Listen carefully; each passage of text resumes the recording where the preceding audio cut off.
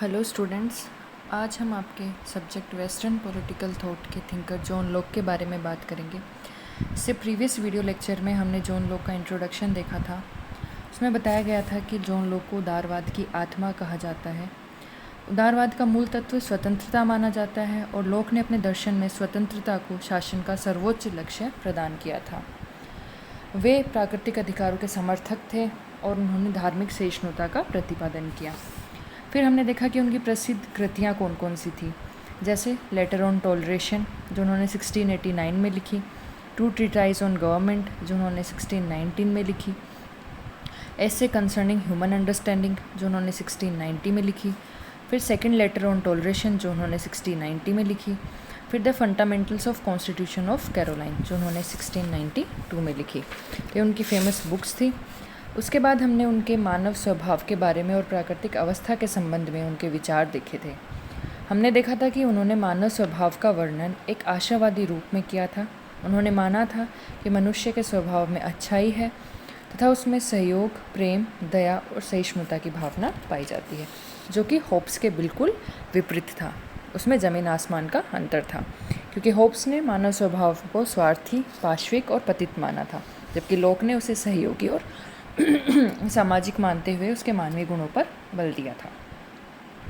Hobbes के विपरीत lock का जो व्यक्ति था वो विचारशील था और बुद्धिमान था। और फिर हमने देखा कि उनकी प्राकृतिक अवस्था शांति की अवस्था थी, जबकि होब्स की प्राकृतिक अवस्था कैसी थी। यहाँ प्राकृतिक अवस्था का मतलब है कि राज्य के निर्माण से या फिर उसके इवोल्यूशन से या फिर राज्य के कृत्रिम जो राज्य बना उससे पहले की अवस्था कैसी रही होगी, ये कल्पना करना। ये हर थिंकर अपनी अलग अलग कल्पना करता है, उसके आधार पर फिर वो बताता है कि राज्य का कैसे निर्माण हुआ। जैसे होब्स ने क्या कहा था कि प्राकृतिक अवस्था संघर्ष की अवस्था थी, मनुष्य शक्ति में लगभग समान थे, तो वो एक दूसरे पर निरंतर आक्रमण का भय रहता था, जान माल की हानि का भय रहता था। इसलिए सब मिले और सब ने क्या कहा कि हमें जीवन का अधिकार के लिए, उसकी रक्षा के लिए हमें राज्य का निर्माण करना होगा, और उसका शासक था वो समझौते से बाहर था। तो लॉक ने क्या कहा, प्राकृतिक अवस्था कैसी थी उनकी, शांति की अवस्था थी। लॉक ने मनुष्य को क्या माना था, सहयोगी और सामाजिक मानते हुए मानवीय गुणों पर बल दिया था। लॉक के अनुसार प्राकृतिक अवस्था में प्राकृतिक विधि और प्राकृतिक अधिकार दोनों विद्यमान थे।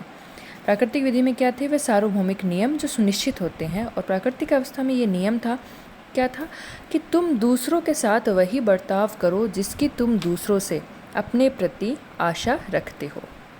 ये उन्होंने कहा कि ये सार्वभौमिक नियम वहाँ पर विद्यमान था। फिर उन्होंने बताया कि व्यक्तियों को 3 अधिकार प्राप्त थे, जीवन का अधिकार, स्वतंत्रता का अधिकार और संपत्ति का अधिकार। लॉक वह प्रथम विचारक है जिसने आधुनिक युग में अधिकारों की संकल्पना को प्रस्तुत किया। उसके अनुसार व्यक्ति को प्राप्त प्राकृतिक अधिकार प्राकृतिक या जन्मजात हैं और ये व्यक्ति से अलग नहीं किए जा सकते। यानी राज्य बन जाता है, उसके बाद भी राज्य व्यक्ति से उसके ये 3 अधिकार नहीं छीन सकता, क्योंकि ये तीनों अधिकार उसको प्रकृति से या जन्म से मिले हैं। कौन सा, जीवन का अधिकार, स्वतंत्रता का अधिकार व संपत्ति का अधिकार। ये 3 अधिकार उससे नहीं छीना जा सकते। लोक का यह भी मानना है कि इन प्राकृतिक अधिकारों की प्राप्ति राज्य या समाज से नहीं हुई है, बल्कि इन प्राकृतिक अधिकारों की रक्षा के लिए ही राज्य व सरकार की स्थापना की जाती है।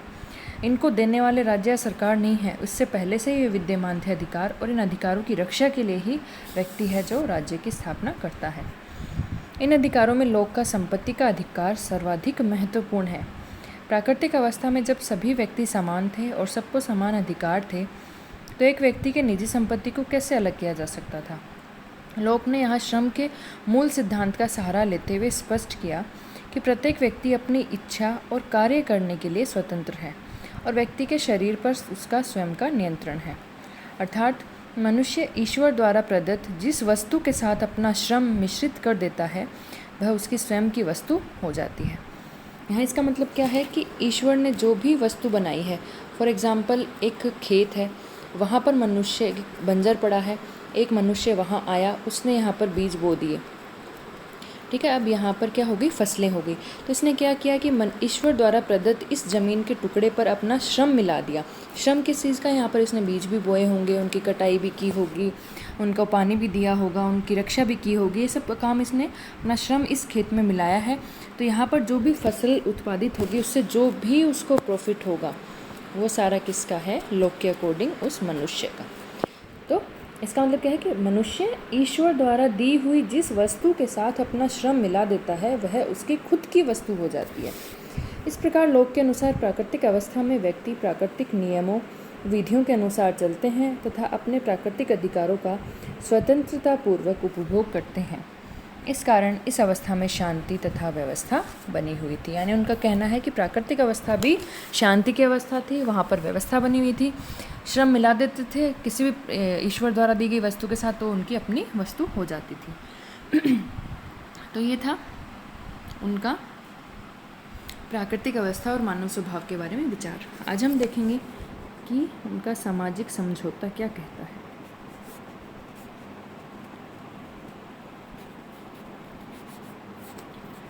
लोक की प्राकृतिक अवस्था शांतिपूर्ण और आदर्श अवश्य है, लेकिन उसमें कुछ असुविधाएं विद्यमान थी। प्राकृतिक अवस्था की पहली कमी यह थी कि इसमें कोई प्रकट, सुनिश्चित और सर्वमान्य नियम नहीं थे। मैंने वहाँ बताया था कि सार्वभौमिक नियम था जो सब पे लागू होता था, लेकिन कोई प्रकट या कोई लिखा हुआ या फिर कोई सुनिश्चित यानी कोई तय नियम नहीं थे, जिस कारण प्रत्येक व्यक्ति नियमों की व्याख्या अलग अलग ढंग से करते थे। फॉर एग्ज़ाम्पल, जैसे हमें पता है कि हमें चोरी नहीं करनी चाहिए, लेकिन हम प्राकृतिक अवस्था में होते हैं तो इसके लिए कोई अपराध या कोई दंड लिखा नहीं होता। हमारे खुद की विवेक हमें ये कहता है कि भाई ये चीज़ गलत है, चोरी नहीं करनी चाहिए, किसी का खून नहीं करना चाहिए। लेकिन जब प्राकृतिक अवस्था थी, राज्य सरकार, नियम कौन बनाता है? सरकार। कानून कौन बनाता है? सरकार। तो जब सरकार नहीं थी तो ये कानून बनाने वाला कोई था नहीं। सब व्यक्तियों, लोक के अकॉर्डिंग क्या है, इसे ऐसे समझें कि लोक के अकॉर्डिंग सब व्यक्तियों को पता था कि चोरी करना पाप है, लेकिन उनको ये नहीं पता था कि चोरी करने पे दंड क्या होगा। जैसे आज कहीं लिखा होता है कि चोरी करने पर 1 साल की सज़ा या 1000 रुपये जुर्माना फॉर एग्ज़ाम्पल, या फिर मर्डर करने पर आपको आजीवन का कारावास, या फिर और अगर दंडनीय अपराध है तो आपको डेथ सेंटेंस भी हो जाता है, को फांसी दे दी जाती है। तो ये क्या है? ये प्रकट नियम है। अब सुनिश्चित नियम लिख दिए हैं सरकार और राज्य ने, लेकिन उस टाइम ऐसे नियम नहीं थे, तो हर व्यक्ति अलग अलग ढंग से व्याख्या करता था इन नियमों की। जैसे फॉर एग्ज़ाम्पल, अगर चोरी करना पाप है ये पता है, लेकिन वहाँ कोई नियम नहीं लिखा हुआ, तो फॉर एग्ज़ाम्पल जैसे एक व्यक्ति कह रहा है कि भाई चोरी करने पर उसको 2 रुपये का जुर्माना होना चाहिए, कोई व्यक्ति कह रहा है 500 रुपये का होना चाहिए, कोई कह रहा है कि नहीं इसको तो सज़ा होनी चाहिए। तो इसलिए अलग अलग ढंग से व्याख्या लोग अपने अकॉर्डिंग करते थे। तो ये थी लोग उनकी प्राकृतिक अवस्था की पहली कमी। इस अवस्था की दूसरी कमी यह थी कि इसमें कोई निष्पक्ष निर्णायक का अभाव था जो विधियों की स्पष्ट रूप से व्याख्या कर सके। और प्राकृतिक अवस्था, अब दूसरी कमी क्या थी कि यहाँ कोई निर्णायक नहीं था। अब जैसे फॉर एग्जांपल हम क्रिकेट मैच भी खेलते हैं तो वहाँ पर भी रेफरी की आवश्यकता होती है, वहाँ पर भी एम्पायर की आवश्यकता होती है। तो एम्पायर नहीं होगा तो फिर कौन डिसाइड करेगा कि वो विकेट आउट हुआ है या फिर खिलाड़ी ने, मतलब तो वो डिसाइड करने वाला कौन होता है वहाँ पर? निर्णायक। तो प्राकृतिक अवस्था में क्या था? सब व्यक्ति इक्वल थे, इक्वल उनको इंडिपेंडेंस मिली हुई थी, तो कोई निर्णायक नहीं था जो ये बता सके कि स्पष्ट रूप से व्याख्या इनकी क्या होगी। और प्राकृतिक अवस्था की तीसरी कमी यह थी कि निर्णयों को क्रियान्वित या उसे लागू करने वाली कोई शक्ति नहीं थी, जिसके कारण निर्णय सही ढंग से क्रियान्वित नहीं हो रहे थे।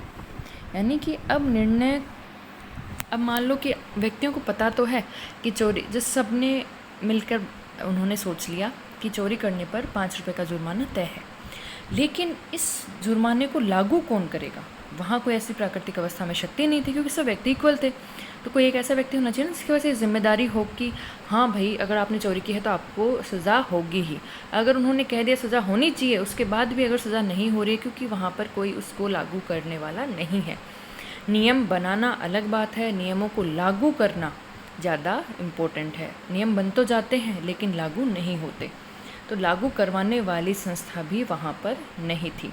यानी नियम बनाने वाले निर्णायक का अभाव था और स्पष्ट रूप से व्याख्या करने वाले का अभाव था, और फिर नियम अगर स्पष्ट हो भी जाते हैं तो उनको लागू कौन करे, इसका भी प्राकृतिक अवस्था में अभाव था। ऐसी स्थिति में निष्पक्ष न्याय की आशा नहीं की जा सकती थी, जिससे लोगों का जीवन असुरक्षित और अनिश्चित होने लगा था। ऐसी दशा में इन असुविधाओं को रोकने, नियमों की स्पष्ट व्याख्या करने और नियमों का उल्लंघन करने वालों को दंड देने वाली शासन सत्ता की आवश्यकता हुई।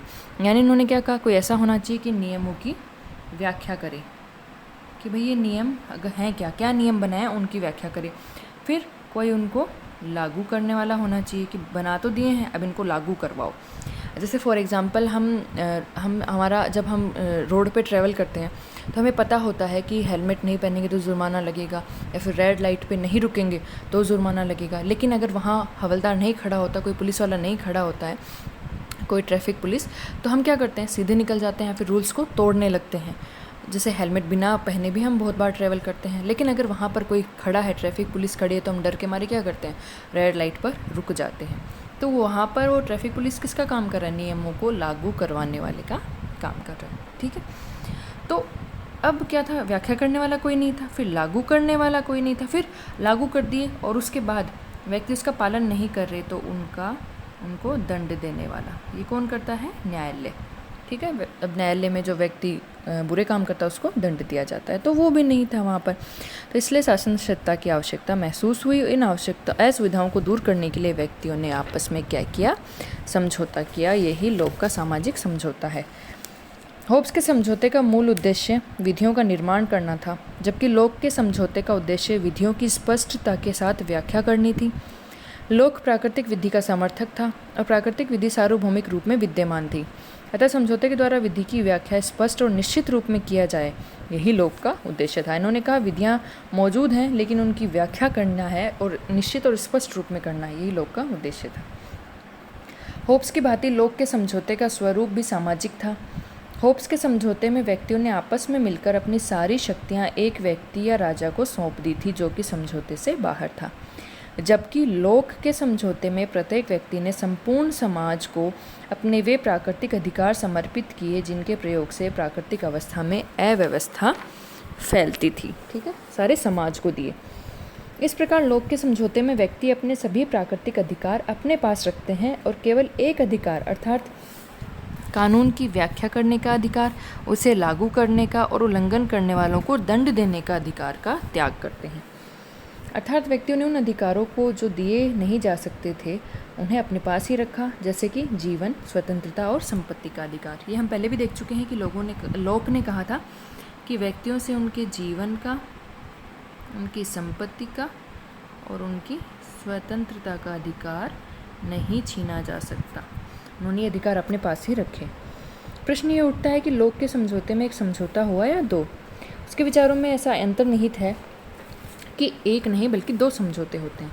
यद्यपि लोक ने स्पष्ट रूप से दो समझौतों का उल्लेख नहीं किया है, लेकिन उसके वर्णन से प्रतीत होता है कि दो समझौते किए गए। कैसे? पहले समझौते से प्राकृतिक अवस्था का अंत कर समाज या फिर समुदाय की स्थापना की।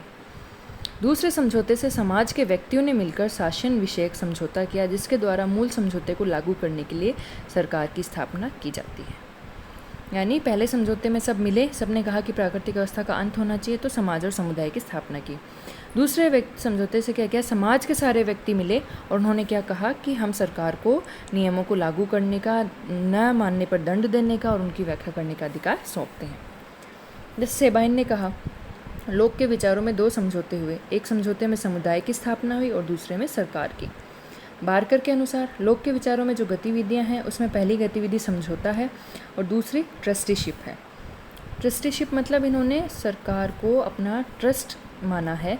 सरकार सिर्फ एक ट्रस्टी है, सरकार नामक ट्रस्ट की इन्होंने स्थापना की है। जैसे ट्रस्ट मतलब कि हम अपनी अमानत आपके पास सौंप रख रहे हैं कुछ टाइम के लिए, तो आप इसे अपनी अमानत मान के रखो। जैसे व्यक्तियों ने जो अधिकार दिए हैं, सरकार उनको व्यक्तियों की अमानत मान के रखे अपने पास और उनका ध्यान रखे।